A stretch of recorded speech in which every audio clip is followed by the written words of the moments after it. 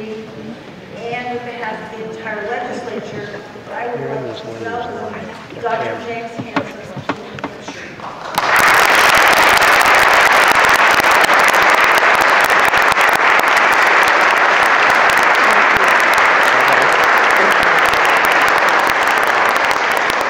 We are very honored to have you with us, and by way of background, I'd just like to tell you a little bit about Dr. Hansen and why we're so honored.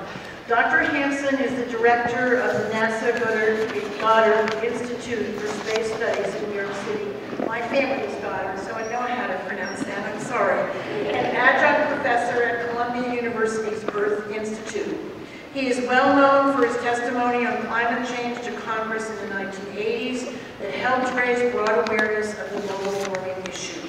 Dr. Hansen was elected to the U.S. National Academy of Sciences in 1995, and he was designated by Time magazine as one of the world's 100 most influential people.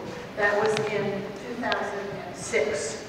Also in 2006, the American Association of the Advancement of Science selected him to receive their award for scientific freedom and responsibility for his courageous and steadfast advocacy in support of scientists' responsibilities to communicate their scientific opinions and findings openly and honestly on matters of public importance.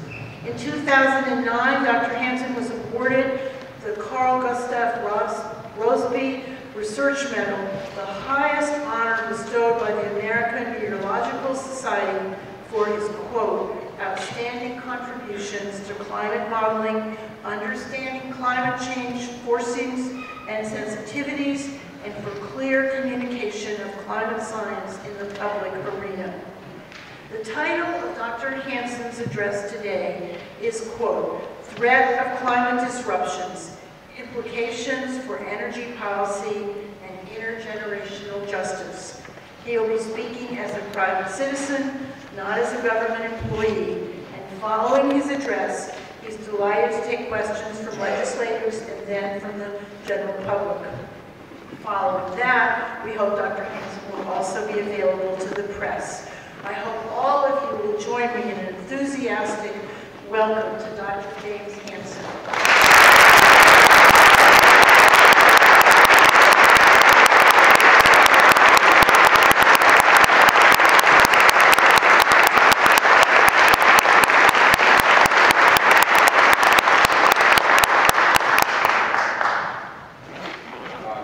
Thanks very much for this opportunity to speak with you.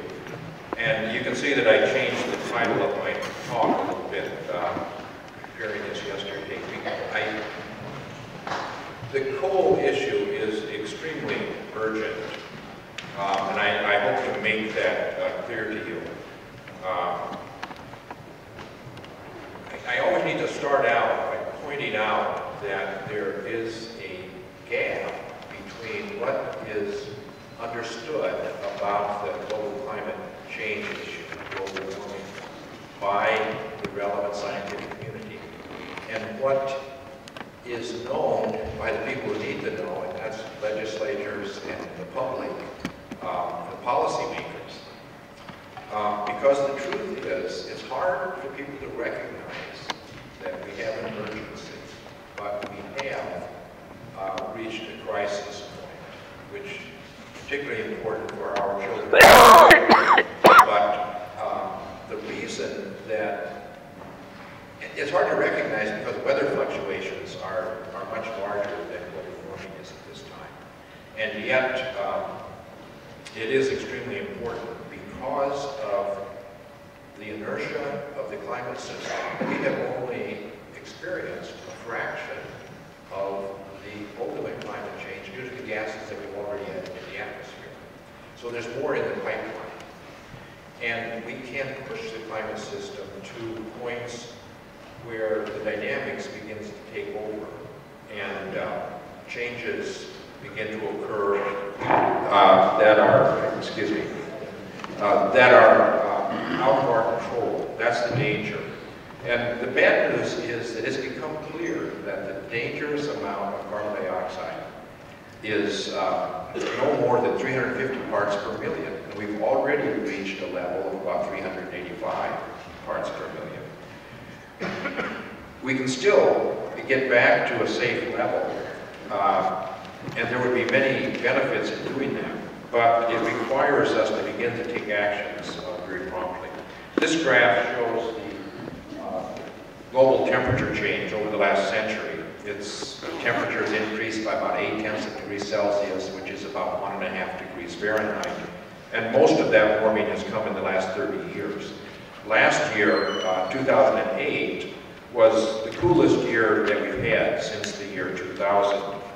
But that is a temporary fluctuation which is associated with the temperatures in the tropical Pacific Ocean. This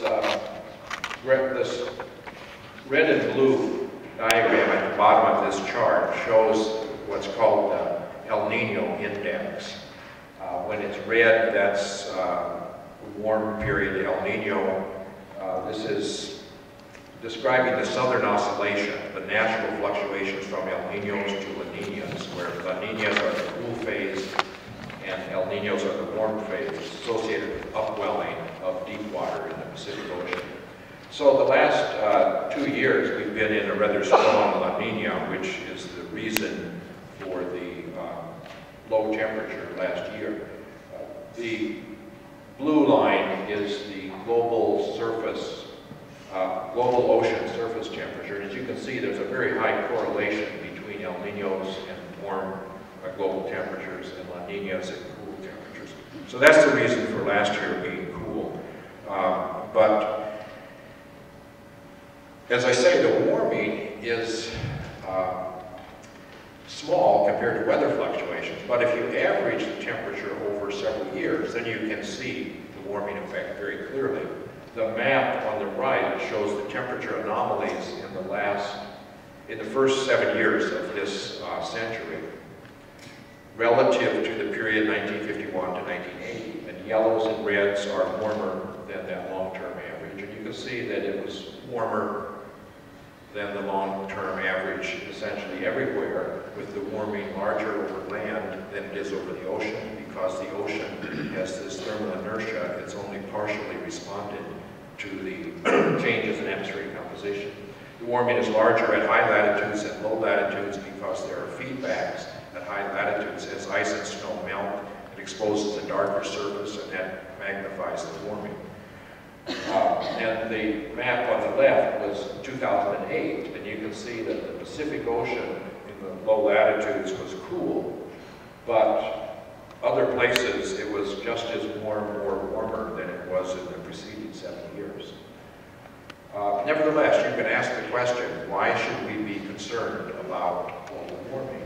Because there have been much larger temperature changes in the Earth's history. That's true. But I think I can make clear why this is important. And the basis for our understanding is, first of all, looking at the history of the Earth, how the Earth's climate responded in the past when there were changes in boundary conditions such as atmospheric composition, and also looking at the changes that are occurring now as humans are changing the atmospheric composition. And also climate models are helpful, although I would put them number 3 on that list. And because the history of the Earth is so important, I need to show you a couple of charts on the Earth's history. This shows the temperature, happens to be the temperature in Antarctica, obtained over the last 100,000 years with time running from left to right. You can see the amplitude of these temperature changes is about 10 degrees Celsius, which is about almost 20 degrees Fahrenheit. So there are large climate changes that occur. This temperature record, by the way, is obtained by drilling a core through this ice sheet. Antarctica and Greenland are covered by ice sheets that build up as snowfall piles up year after year and gets compressed into ice. And from the isotopic composition of that ice, we can tell the temperature at which the snowflakes form. That then form the ice sheet. And also, as the snow compresses into ice, it traps bubbles of air, so we can sample the Earth's atmospheric composition over this entire time period. And in any case, the climate goes through these cycles, which are big climate changes. We live now in the Holocene, which almost 12,000 years long now, we've been in this interglacial period, a relatively warm period. But these fluctuations are instigated by changes in the Earth's orbit. The Earth's orbit is perturbed mainly by Jupiter and Saturn because they're the heavy planets, and they cause the Earth's orbit to change from nearly circular to slightly elliptical, and they cause the tilt of the Earth's spin axis to wobble by plus or minus 1 degree. That affects the amount of sunlight that's received on the Earth's surface by a small amount, but that's enough to have, over time, a significant climate effect. As compared to 20,000 years ago, 20,000 years ago there was an ice sheet that covered Canada and came down and it covered this region too, all the way. It covered New York City and Minneapolis. Those climate changes were instigated by these small perturbations to the Earth's orbit, but the mechanisms that actually maintained the temperature change were changes in the surface reflectivity so they were slow feedbacks that occurred on these long time scales. As for example, as the Earth's spin axis becomes tilted a little more, that exposes the poles to more sunlight. That will melt ice and snow at high latitudes. That makes it a little bit warmer. And as the ocean gets warmer, it gives up carbon dioxide the same way that your Coca-Cola will give up carbon dioxide if it gets warmer. So the amount of CO2 in the atmosphere changes as a function of time as a feedback to this mechanism. But those two changes, the change of atmospheric composition and the change in the surface reflectivity, fully account for these very large climate changes. And now, humans are causing carbon dioxide and methane to increase far outside the range that they've existed in millions of years. And the Earth's temperature is beginning to respond to that. That's the 0.8 degrees Celsius warming that we see so far, but there's more in the pipeline because it takes the ocean a long time to warm up in response to the change in the atmospheric composition. And let me show you one more example. There are even larger climate changes if you look at longer time scales. This is the temperature of the ocean, of the deep ocean, over the last 65 million years, where 50 million years ago it was 13 degrees Celsius, compared with today approximately 0 degrees Celsius in the deep ocean. The fluctuations from glacial to interglacial are the ups and downs of the curve, which you can hardly see because they're so frequent on this time scale. But the changes in climate on these long time scales are due to changes, primarily to changes in atmospheric composition. 50 million years ago, there was about 1,000 parts per million of CO2 in the atmosphere, compared to 385 now. The reason on these very long time scales, the amount of carbon dioxide in the atmosphere can change because the sources of CO2, which are volcanoes, do not need to equal the sinks at any given time. The sink for atmospheric carbon dioxide is the weathering process. As the rivers carry sediments to the ocean, the chemical reactions associated with the weathering that carries these sediments to the ocean deposits carbonates on the ocean floor. That takes CO2 out of the atmosphere. So, and that the source, the volcanic source, depends upon continental drift. So, 65 million years ago, India was still south of the continent 65 million years ago were almost in the position that we are today, as far as their latitude is concerned, except for India, which was still south of the equator. But it was moving north at a rapid rate of 20 centimeters per year, which for continental drift is very fast. And it was plowing through this Indian Ocean, which had long been the depot center for the major rivers of the world. So the Indian Ocean floor was carbonate rich, and as the ocean floor is subducted underneath the moving continent, the volcanoes put CO2 into the atmosphere, and that's what caused the temperature to increase until India crashed into Asia 50 million years ago. And then the source was diminished, but the sink, the weathering associated with as India pushed up the Himalaya mountains and the Tibetan plateau, the weathering of those mountainous regions drew CO2 out of the atmosphere, and CO2 slowly declined, and the temperature of the planet went down.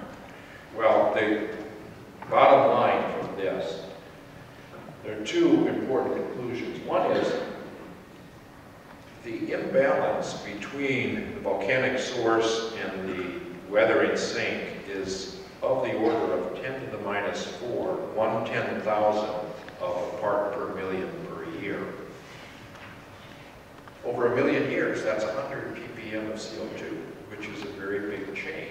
But if you compare that with the human-made rate, the human change of atmospheric composition, we're now increasing CO2 2 ppm per year. So we're 10,000 times more powerful than the natural rate of change of atmospheric composition. So humans now are in charge of atmospheric composition, or we're determining whether we're in charge or not. The other thing is that 50 million years ago, when the temperature was 13 degrees Celsius, there was no ice on the planet. As slowly as the planet got colder, when it got to 34 million years ago, then suddenly Antarctica began to freeze over 34 million years ago. Well, the amount of CO2, the CO2 had to decrease to about 450 parts per million in order for ice to begin to form on Antarctica. And if we put back in the atmosphere, if we burn all the fossil fuels, put all the coal and oil, the CO2 into the atmosphere, we will be sending the planet back to the ice-free state. It will take a while to get there. The ice sheets don't melt instantly. But that's what we will be doing. We cannot burn all the fossil fuels without creating a very different planet. And we've set up all of our infrastructure as if the shorelines were where they are now. If you melt all the ice, sea level would go up 250 feet. So we can't do that without producing a different planet. And everyone has agreed, all the countries have agreed that we should avoid dangerous human-made interference on the climate.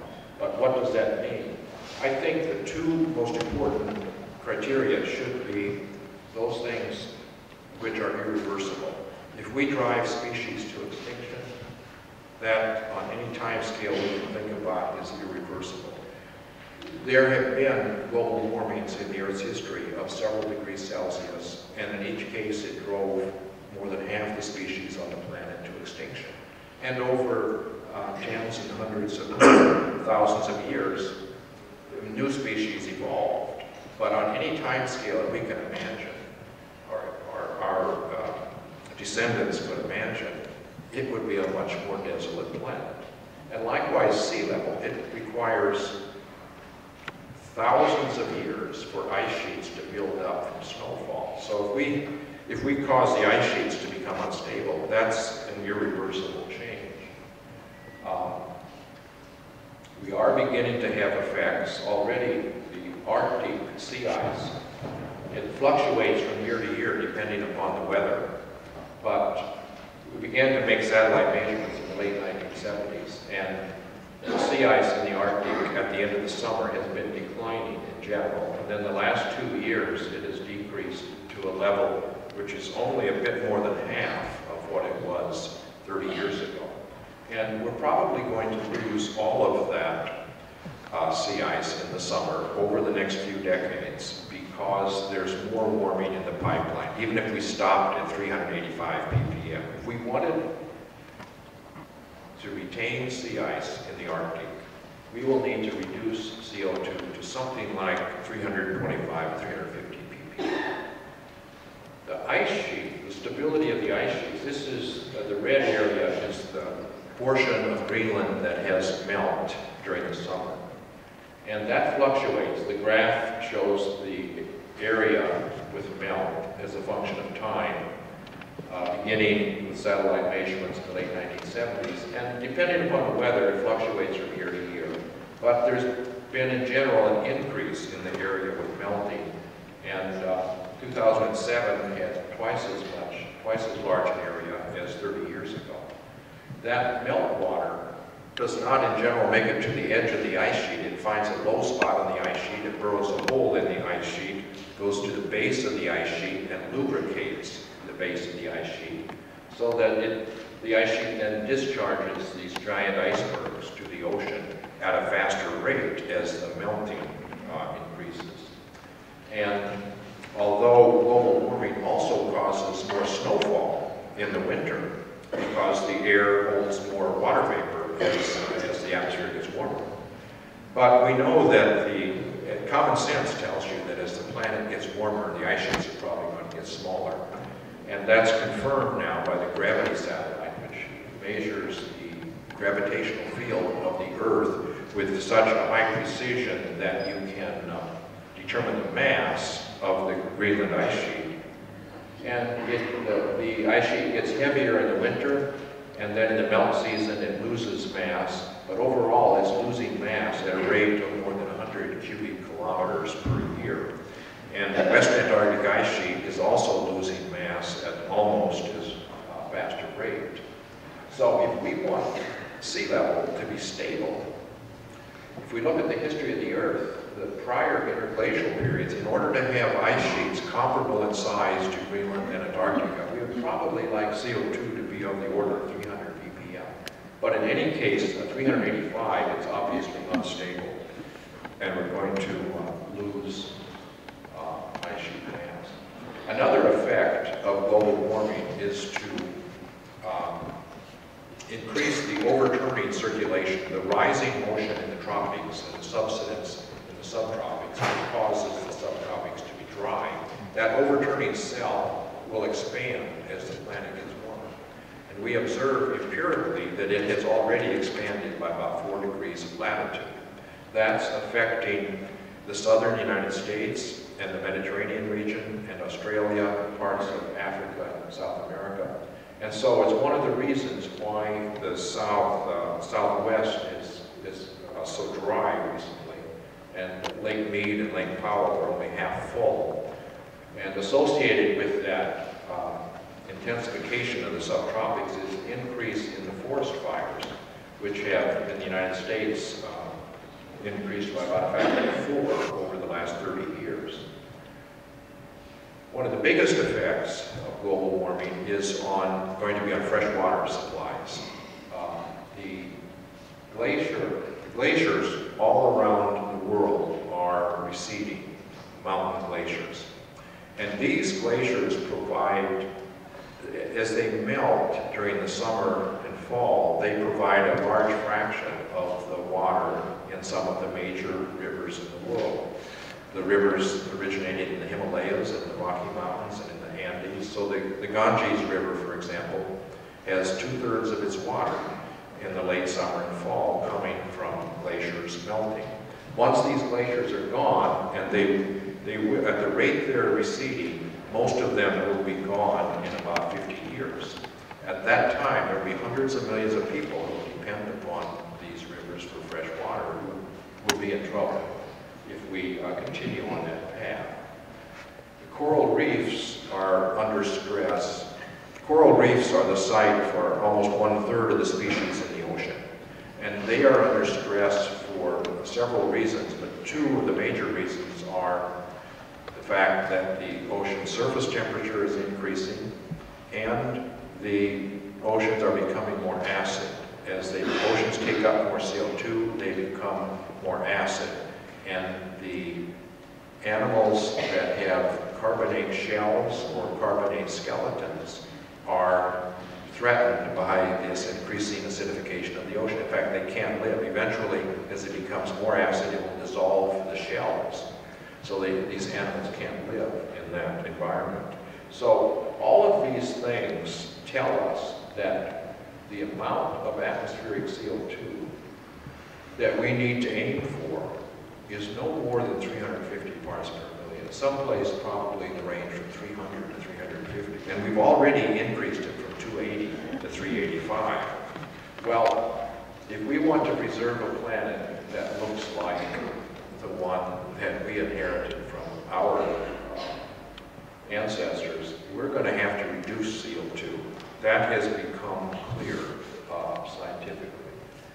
And the problem now, and the reason it relates things here, is that if you look at the fossil fuels, the oil we've already used, the purple portions of oil, gas, and coal are the fractions that we have used so far and already put the CO2 in the atmosphere. How much undiscovered reserves there are is somewhat uncertain in the case of each of the fossil fuels, but we've probably already approximately at peak oil. We've probably used about half of the oil. And we're going to use the amount, the easily available oil and gas we're going to use. It's owned by Russia and Saudi Arabia. We can't tell them not to sell their oil. So if you look at the size of these fossil fuel reservoirs, it becomes very clear the only way we can constrain the amount of CO2 in the atmosphere is to cut off the coal source by saying either we will leave the coal in the ground or we will burn it only at power plants that actually capture the CO2 and put it back in the ground. They can't promise that they will do it sometime in the future. If we did that, if we had a moratorium on any new coal-fired power plants and phased out the existing ones over the next 20 years by 2030, then CO2 would peak at about 400 parts per million if we are at, if we've used half of the oil now. And if the very optimistic estimates for how much undiscovered reserves are more accurate, then the peak CO2 would be closer to 425 parts per million. Well, we can, if the coal is phased out, we can get back to less than 350 ppm within several decades, and we can do it faster if we can get back within several decades if we improve our forestry and agricultural practices so that they soak up more CO2. If we reforest some of the regions that were deforested is the biggest thing that we could do. So it's technically feasible to get back to 350 ppm, but it requires a quick phase out of coal emissions. Globally, it would have to be done over the next 20 years, which probably means in the West you're going to have to do it somewhat faster than that because we are responsible for most of the excess CO2 in the atmosphere. The United States is responsible for more than 3 times more than the second country, which is China.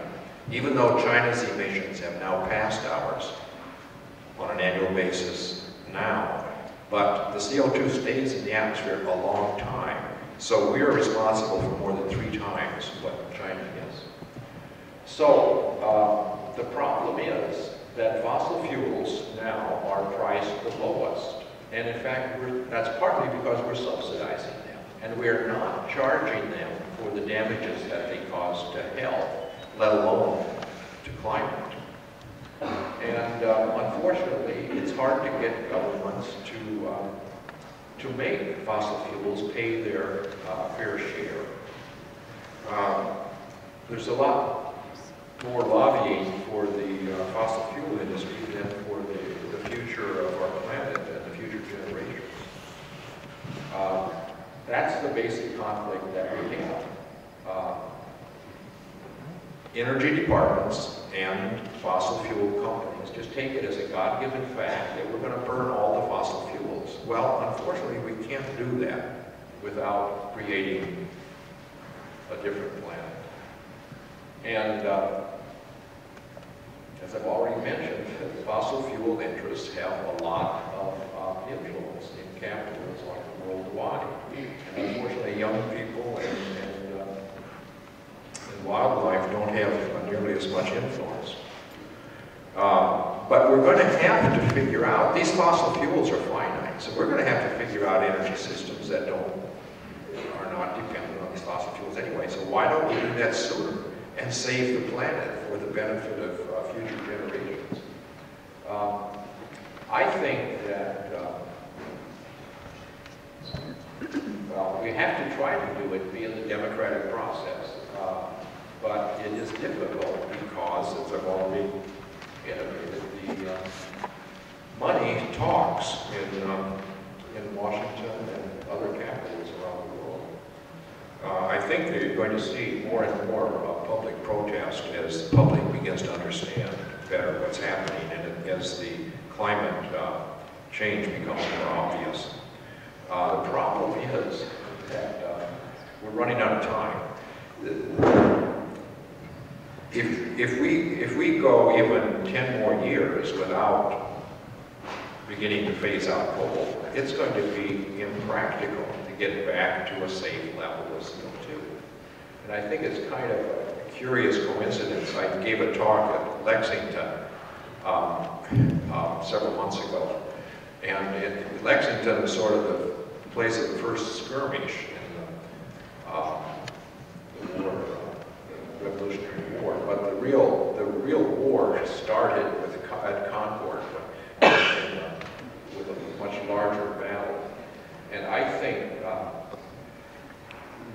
there's been some slowdown in the building of new plants, but it hasn't yet sunk in that we're going to have to phase out existing coal plants, and that will become very clear over the next several years or next decade. It will become clear that we have to phase out existing coal plants. So it makes no sense. So, and that's going to be the real war, because it's so much easier to just continue doing what you're doing. Unfortunately,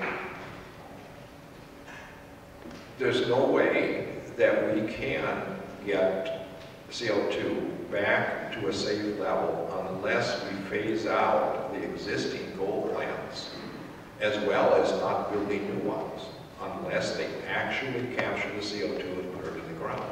And that's why it makes no sense to refurbish old coal-fired power plants, because that's wasted money. Eventually there's going to be no choice when the public really understands this. As I say, there's this gap between what has become clear scientifically and what the public realizes.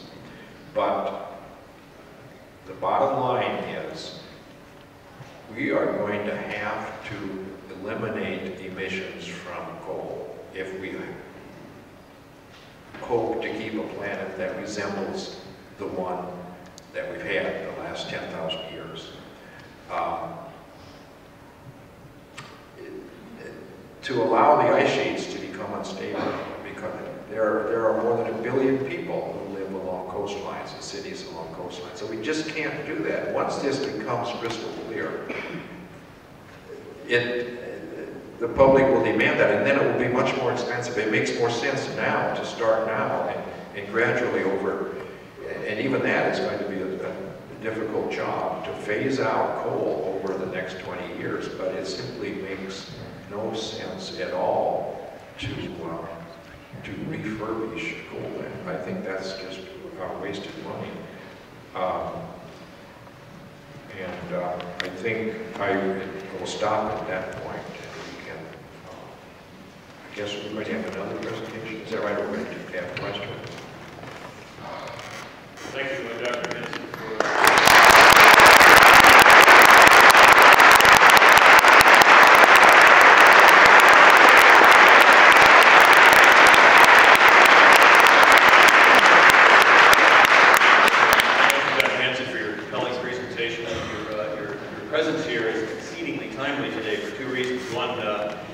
We have 2 U.S. senators who will probably determine over the course of this coming year whether a strong climate bill will be filibustered or killed by coal interests.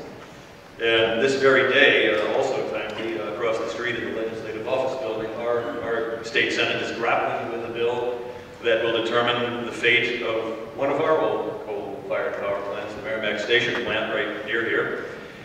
And Dr. Hansen has shown us that carbon dioxide pollution is very, very far from free, and that's right now. And in fact, we have 2 preliminary studies quantifying this for New Hampshire ratepayers. If we do not close Merrimack Station, it'll cost them about $100 million more per year to pay for the consequences of putting the carbon dioxide into the atmosphere primarily for the next 20 years. And about $10, to put this down into very graphic form, it's about $10 per month for the average residential ratepayer for the next 20 years to pay for some of the consequences that you see here that are going to be internalized. The public is going to demand this. Fortunately, we have some really good news, which is because energy efficiency measures have kicked in so aggressively in New England and the Northeast over the past 3 years. For example, the light bulbs you see up above here, these CFLs, we have had a wonderful decrease in demand for energy, and the price of energy has gone down, of electricity, and there's a surplus, so that if we wish to, we could simply shut down the Merrimack Station coal plant, and ratepayers would save quite a bit of money. The air would be cleaner, there'd be less mercury in the atmosphere.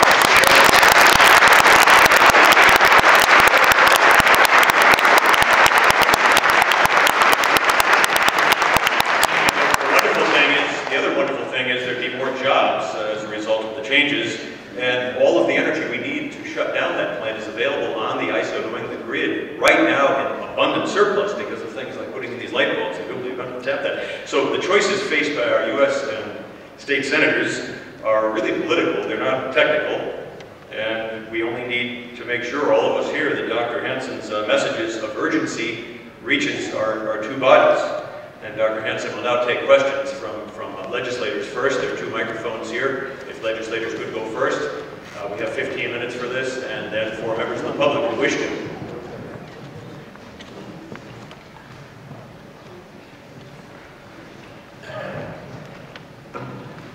I'm not a legislator, but I'm thankfully it came up. So, my name is Kurt Olson, Dr. Hansen, and I contacted you last year relative to appearing at a conference at our school where I teach a class on global warming. And the interesting thing to me, and I guess that I would hope that you respond to this, that students constantly come in, and I guess they're still among the deniers, and will bring in, like, for instance, most recently, this past weekend, the New York Times Magazine had a front cover picture of Freeman Dyson, who I guess is one of the main deniers. And I was just wondering if you could explain to us why there is still traction among those who would deny that global warming is really a problem. People like Richard Lindzen, I guess, at MIT, and Freeman Dyson, and various others around the country, who still are able to get press. Well, of course, science thrives on skepticism. So every scientist, when he hears some other scientist say something, will naturally be skeptical. That's, and in the case of a person like Freeman Dyson, he has not been involved in climate research, and I'm not surprised that people who have not been involved are skeptical. They need to do their homework and look at the research that has been done. Others like Dick Lindzen and the others who are the professional contrarians, who they are in fact not acting like a scientist. He is acting like a lawyer in that he cites only evidence on one side of the story. A scientist will look at all the evidence and will adjust his opinion as the evidence becomes stronger or as new evidence comes in. But the professional contrarians they keep getting proved wrong on one thing after another as the real world continues to proceed. Dick Lindzen, for example, in the late 1980s said global warming was less than 1/10 of a degree. Well, we now have multiple sources of evidence that show that it's 0.8 of a degree Celsius with a fairly small uncertainty. And he said climate sensitivity was less than 0.3 of a degree for double CO2. Well, now we have evidence from the Earth's history, empirical data, as well as improving models, which show that it's an order of magnitude larger than that. So even though the evidence comes in, they don't change their position. And when they die, they'll probably still have the same position. But the scientific evidence itself has become overwhelming. That's why if you ask an authoritative body, like the United States National Academy of Sciences or the Intergovernmental Panel, you get a very clear answer. Hi, I'm Jerry Card. I'm the chair of the New Hampshire chapter of the Sierra Club, and we've all followed you over the last 8 years and all the struggles you've been through. I'd like to thank you for all the great work that you've done. It's really been incredible.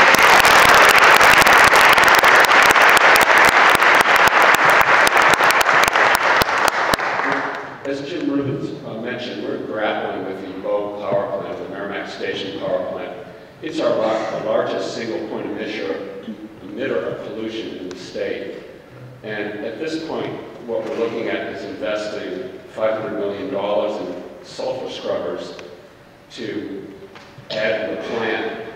And our estimates of the cost of keeping the plant around for another 20 years could approach $3 billion.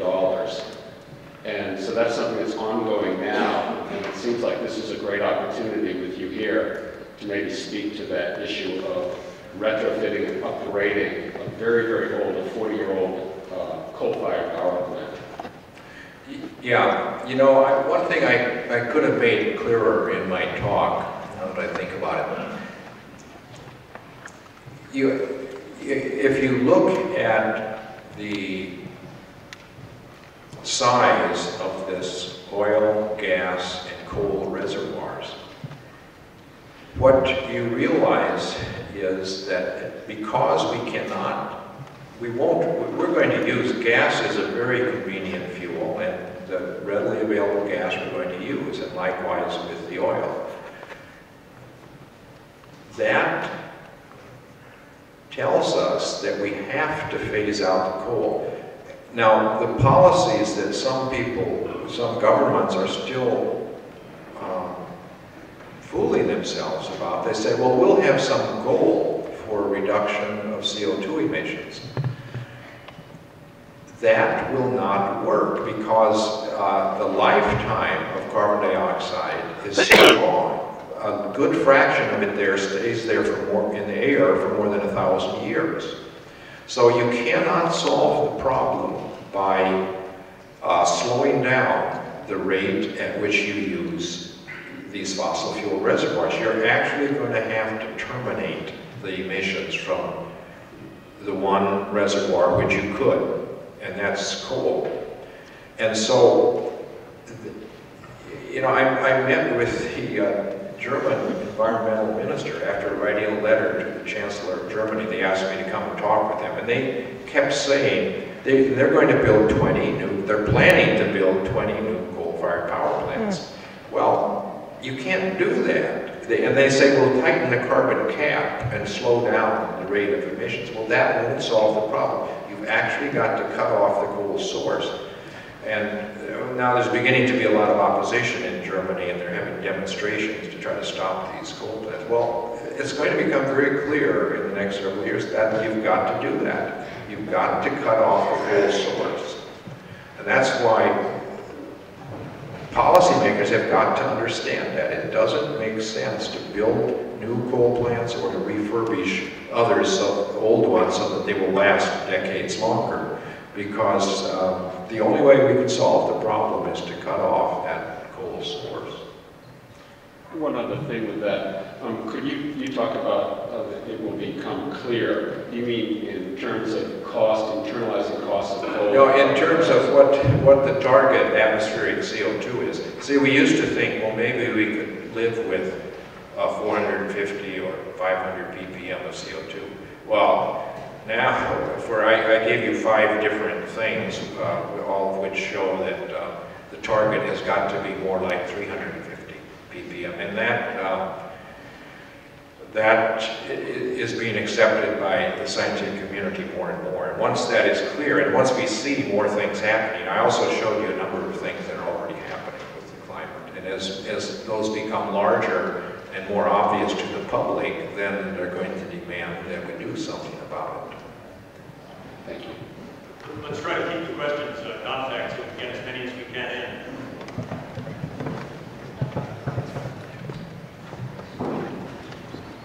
Okay, I'll start. Bob Perry, State Rep from District 3. In space, I think I know the answer to this question, but I'll ask it. If we were to assume climate change does not exist, are we then released to continue to pollute the planet and contribute to death and disease worldwide?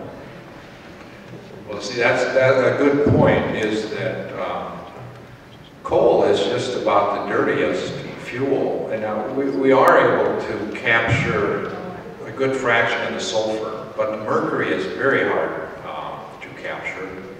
We can reduce the amount if you put more money on your filters and things, you can reduce the amount, but you can't, and the pollution associated with coal mining, the regional, the ash piles, there are a lot of health.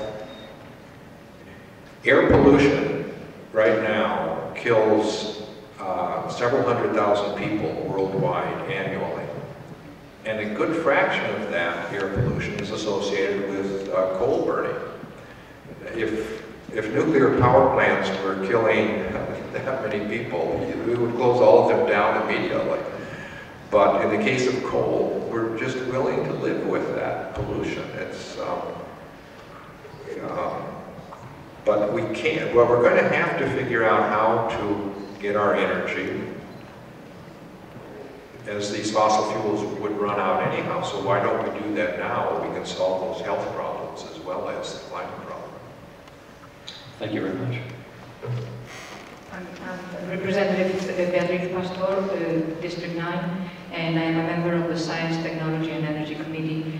You've mentioned in your plan a number of points. No coal plants should be built, and then no coal should be burned without capturing CO2 emissions. And eventually, within a time frame of 20 years, we would phase out the use of coal completely. Could you talk to us a little bit about the current state of carbon capturing technology? Oh, good question. Yeah, that it's really not ready. It's really the claim that there will be clean coal soon has been sort of an excuse to keep using coal. And the last administration took 7 years to decide where they were going to build the first carbon capture place, because the truth is the coal industry doesn't want that. It will make it more expensive. If you have to capture the pollutants and bury them, that will make energy from coal much more expensive. And so they prefer to say that they're working on it rather than actually doing it. Some people say reality is probably 20 years away. But I think the U.S. has decided now it's going to try to make one plant and try to do it more quickly than that. And that's, we should be trying to make one plant and show how viable it is and how expensive it will be. But that if we put a price on carbon emissions, I think we will end up driving energy efficiency more and renewable energies, and that we probably will end up leaving the coal to the ground. I'm Representative Timothy Morgan. I represent Durham, and that's actually formerly an employee of Krell. I guess I could ask a strategic question, but I guess a simple technical question, which maybe you can clarify, because maybe I know obviously a lot of not the people in this room, a lot of people outside this room often misunderstand this deliberately. And I mentioned briefly that global warming causes more snowfall, which is true, but that is often used by global warming deniers. Just about every time there's a major snowfall, they say, oh, global warming is disproven. Look at the blogosphere of the Usenet, I see posts at outdoors committing suicide every time there's a snowstorm because his theory's been disproven. So maybe, and I guess clarify more that that's actually global warming does cause more events like the major snowfall and even ice storm that we had in December. Well, global warming causes the atmosphere to hold more water vapor. As the atmosphere gets warmer, it holds more water vapor, just as in the summer, it's much moister than in the winter. So if you're at a place where it's cold enough to have freezing temperatures, then of course you can get more snowfall if the atmosphere has more water vapor. It also means that the line at which you shift from rain to snow is moving poleward, and we observe, in fact, that climate zones are shifting, and plants and animals are responding to that. It fluctuates from year to year because the year-to-year fluctuations are larger than the rate at which it's moving, but temperature lines are moving about 30 miles per decade poleward. Okay, yes. At the end of December in 2008, you and your wife sent a letter to the Obamas through the then-to-be science advisor recommending national policy, and I would like to know 3 quick answers about that letter. Is it available on the web? Is that still the national policy that you recommend? And does there seem to be any action on your recommendations by the new administration? Yeah, well, yeah, the letter is on this website where the address is here. Yes, those are the actions that I recommend, and it's still up in the air. The most important thing, and I didn't have time to talk here to get into the question of how you get these policies, but I think a carbon price and 100% dividend is what we need in order to move beyond fossil fuels.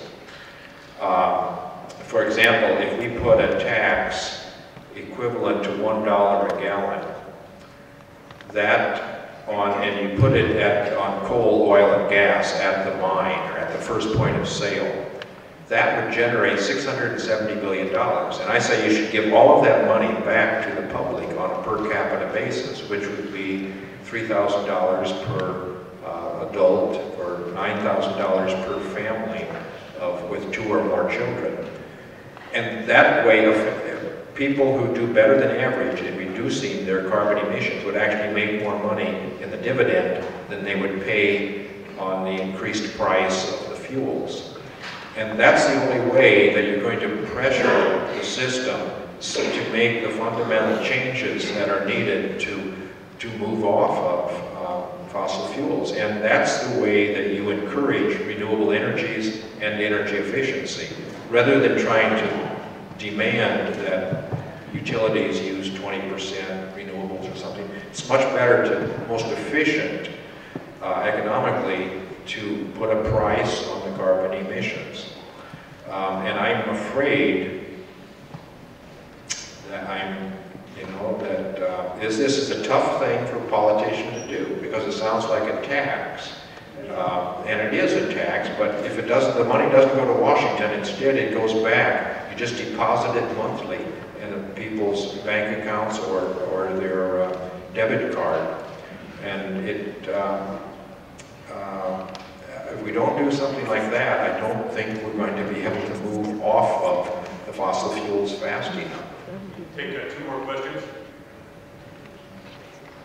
Thank you, Dr. Hansen. My name is John David. I'm from Amherst, New Hampshire. I recently read a book by an author, Gwyneth Cravens, called Power to Save the World.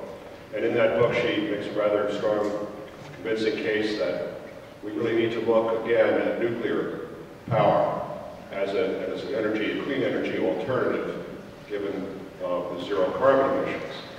I wonder if you'd like to comment on that prospect. It seems that we don't hear in all the iteration of energy alternatives, wind, solar, hydro, and coal wood chips and so forth. We never hear nuclear yet. 20% of our power in New Hampshire comes from SEMA. Yeah, I think if we put a price on carbon emissions, energy efficiency and renewables should be at the top of our list.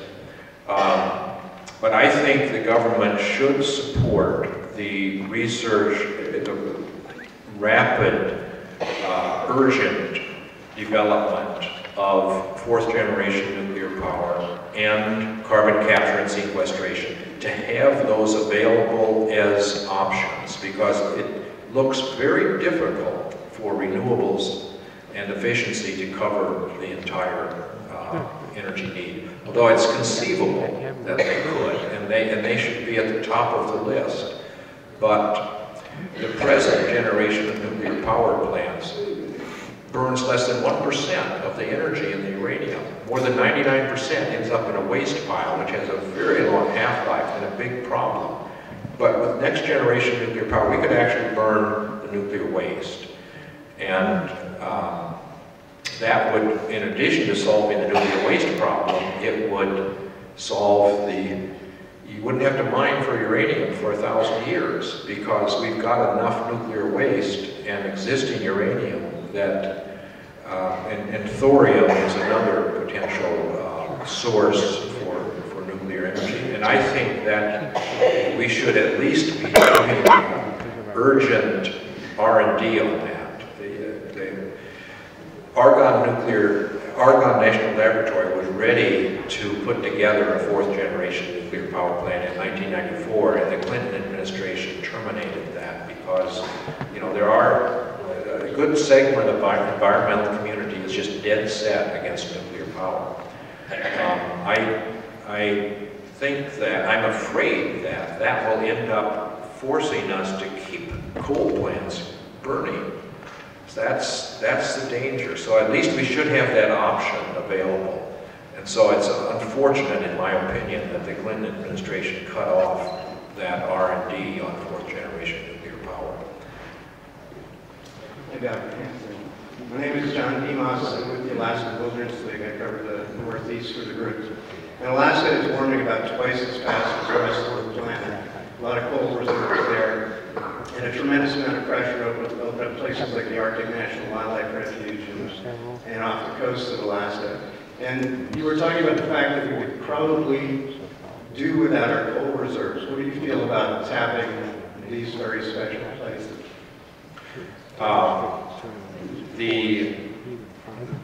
Another benefit of putting a carbon price and having a gradually rising carbon price is that I think we should try to leave in the ground. We shouldn't be trying to get every last drop of oil out of the ground. It doesn't make sense, because we have to move beyond oil anyhow at some point. And if we put the price on carbon emissions that is significant and is known, and business and consumers know that it's going to continue to increase, then we will develop the energy sources that are not fossil fuel. And it would make much more sense, because we're going to have to figure out how to get some of that CO2 out of the atmosphere. So it just makes no sense to go to the most extreme environments, the most pristine places, to get the last drop. Thank you. Thank you, Dr.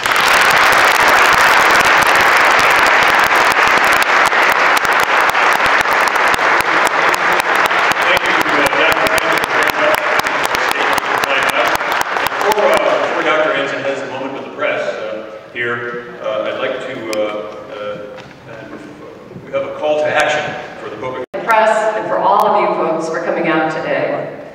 We owe enormous gratitude to Dr. Hansen, not just for going out of his way to come here today, but more importantly for his unwavering dedication and persistence to ensuring that scientific truth and integrity once again provides the backbone of our policy decisions as we move forward into a clean energy economy.